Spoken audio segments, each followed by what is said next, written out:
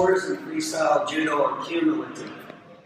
Okay, you all know that you could do 15 yuko, and that would never be the equivalent of one wazari in the term. It's ridiculous, especially since there's such a small difference. I mean, depending on which way the wind is blowing, it could be a yuko or it could be a wazari. So I think that system sucks. The IGF system sucks for that reason. Is that 2 minor throws should be the equivalent of something that's a little bit higher. And that's what freestyle judo allows. Okay, so we have the 4 scores that we used to have. We have the full point, we have the wazari, we have the yuko, and we have the koka. Those are the 4 scores that we've had, since 73, I think. 73 is when we started adding yuko and koka. Does anybody know why we started those? Anybody know? Okay. Because referees used to keep in their head, and there's this thing that they used to call kinsa. You remember that? Kinsa was an advantage.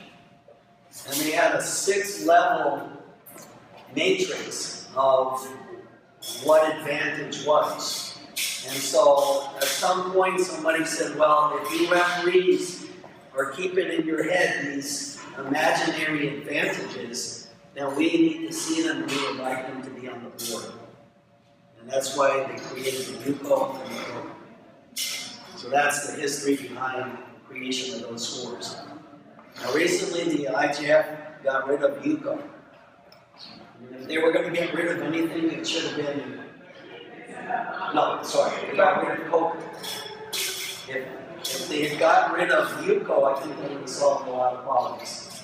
Because there's a big difference between a koka and a wazari. But there's a little difference between yuko and wazari. So, getting back to freestyle judo. Scores are cumulative. So 2 kokas would be equivalent to a yuko. Because a koka is 1 point in freestyle judo. A yuko is 2 points. Wazari is 4 points. And ippon is ippon. Basically, that is the match. Okay, so you can score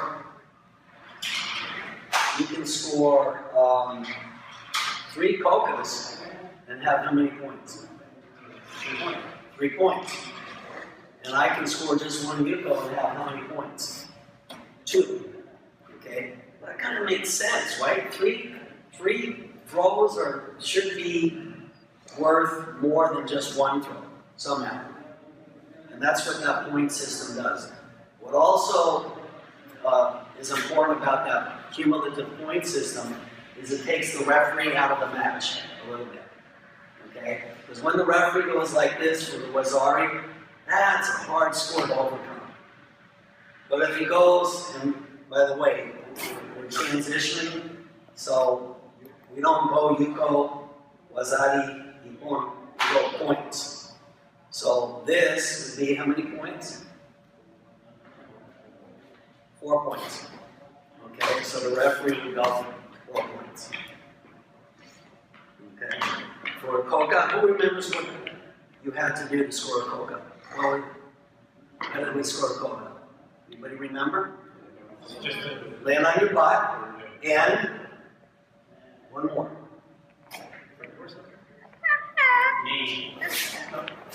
Flat on your stomach, or on your butt. That's the old koka. Okay? So that's 1 point. 2 points for yuko. There's a little difference for yuko, which I kind of like for freestyle judo. So in IGF rules, you have to be on your side, right? And that's kind of big. It's not a lot of leeway. In freestyle judo, you can be here. You can be face down or on your side like that. So I think that's a better value that we give in freestyle judo to that 2-point score. Okay? And ippon is ippon, that's the end of the match basically. Party fun. Say again? Party fun.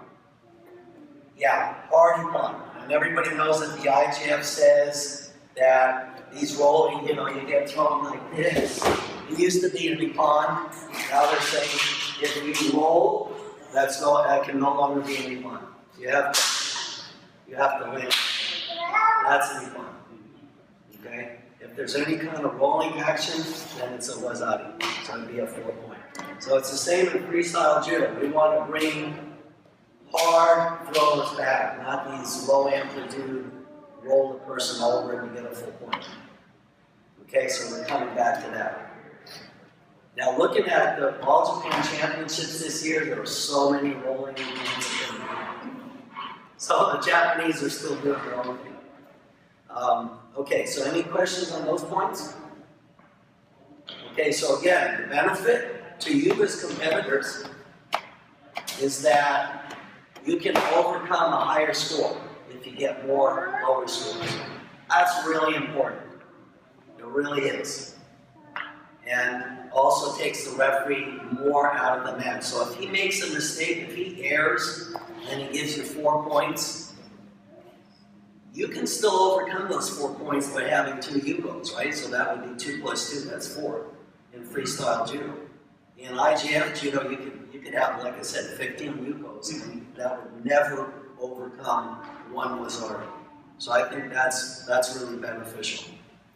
And then the scoreboard is numerical. So it's 8 for blue and 3 for white. How hard is that? Everybody knows what that means, right? A lot of, so the IGF wants to make judo spectator friendly, but we still have these god-awful scoreboards with a bunch of 1s and 0s, and it's like, unless you know what those numbers mean, you don't know who's winning. So that would be a way that the IGF could make judo more spectator friendly. Superior decisions too. Yeah. Like wrestling, there's a spread. If you get so many points ahead, then that ends the match. But that would take 3 wazaris to do that. That's makes the match exciting. More judo going on. And remember, the referees are encouraging you; they're not punishing you. So there's a lot more risk taking in freestyle judo because it's harder to get that full point against you. So those are the points for standing. Okay, now as we transition, anybody referee you?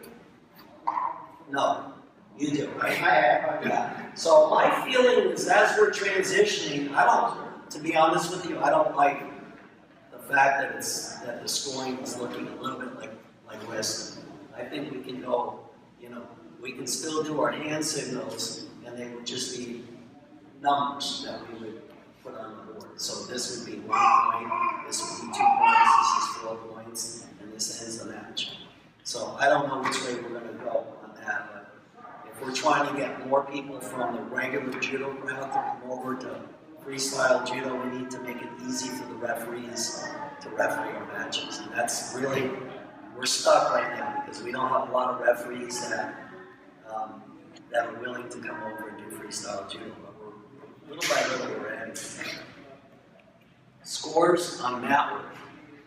You're going to get 1 point for doing things on Newaza. So the first thing, turnovers. Everybody knows what a turnover is, right? Taking somebody from a stable to unstable position. So, do we all know what cross-face turnover is? Who doesn't know what a cross-face is? I'm not sure.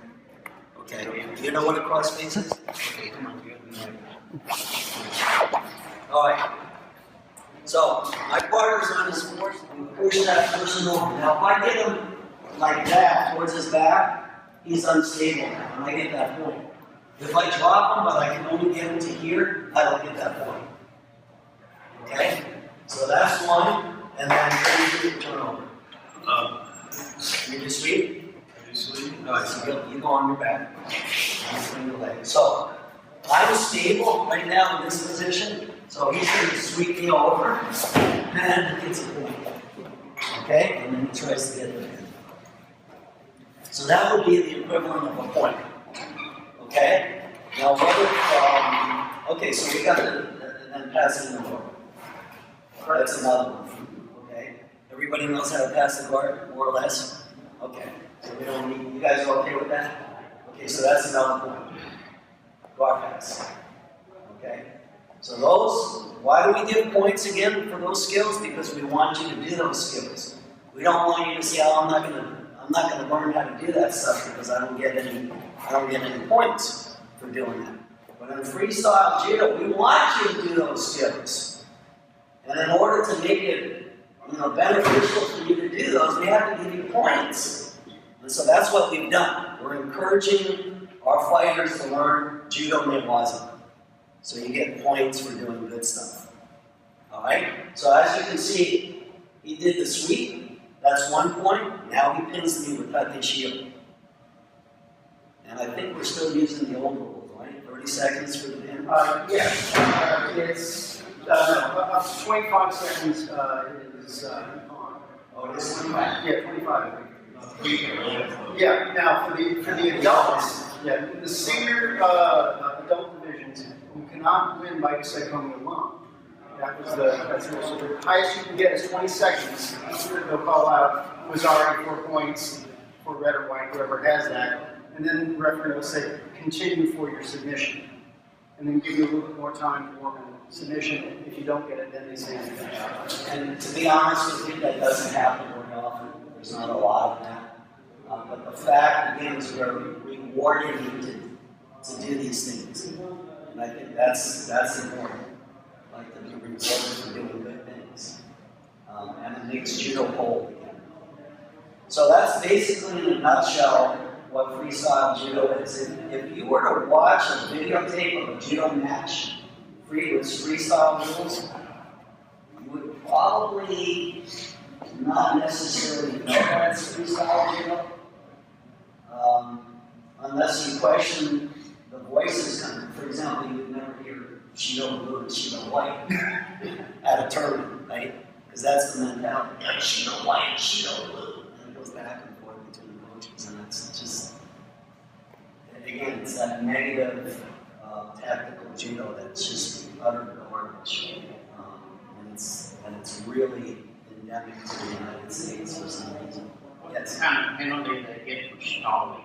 They don't, because they tell you, well, eventually, if you're just stubborn, like you would probably be a stubborn guy. That's it. And you, right? So come on, attack. Come on, why are you not attacking? I'm last warning, Mike, come on. And at that point, then they would nail you. And they would give you, we're using Shido, Chui, Keikoku, and Hansukumaki. So we're back to the 4 penalties that we used to have in judo as of 2009. Okay? So we've kind of reverted back to what we thought was, the rules were decent, but we've expanded what you can do. You can do anything that we could do in judo 6 years ago, basically up to 2009. So all the leg grabs are fine. And the grips are not, today it's like pitter patter, okay, you get penalized right away. As long as you're doing positive judo, you can pretty much do what you want. And again, the referee is going to be looking at what you're doing and going to tell you, hey, keep going, get your grab to fight. He's going to be warning you, he's going to be encouraging you to do the judo that you should be doing before he gives you a Shido or whatever it is that he wants to give you. So that's very positive. From a player's point of view, do you prefer to just have the referee out of the blue say Shido, or would you prefer to hear somebody warn you that, hey, if you don't get your act together, I'm going to have to penalize you? Who votes for the referee just giving you a penalty without warning you? Anybody? Okay. So again, this is very appealing for you competitors. There's not one thing wrong with freestyle judo, because it's all oriented to making life better for you guys that fight, and for anybody that does judo. We want to learn the whole complement of judo. So that's it.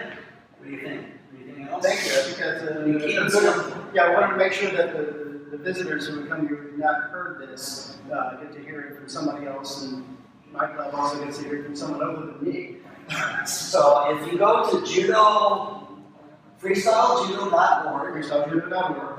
the rules, there's a handbook, You can download the handbook also. and it's very simple to read through that. Yeah. It makes a lot of sense if you think about all the changes in judo. It's like that's a good system. There's also an hour and a half video of Steve Scott explaining all the details and ripping my arm off in a few places too. Okay.